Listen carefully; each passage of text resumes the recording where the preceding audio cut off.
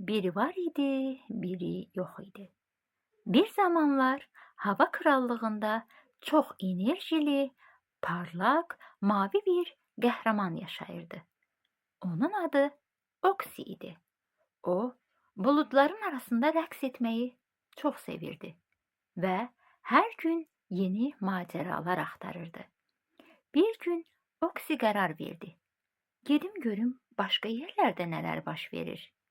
Beləcə o kiçik oksigen dostları ilə birlikdə yavaş-yavaş yerə indi. Yerdə Oksi bir odun parçasına rast gəldi. Bu parça çöp adlanırdı. Çöp titrəyir, qorxurdu, amma içində gizli enerji saxlayırdı. Oksi, Oksi, mən çox dondum. İçimdə enerji var, amma onu çıxara bilmirəm. Biraz kömək edərsən? Dedi çöp. Oksi gülümsədi.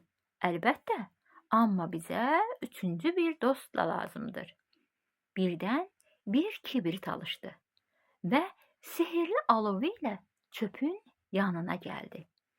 Alov çıxdı və dedi: Salam, mən alovam.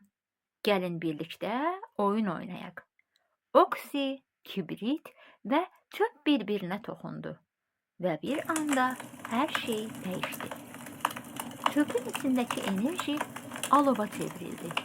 Alov rəqs edərək yayılmağa başladı.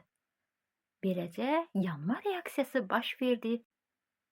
Yanma bitdikdən sonra karbon qazı və su buxarı ucaldı. Oksi onlara dedi: Gəlin, mənimlə rəqs edin. Və hamısı birlikdə göyə qalxdı.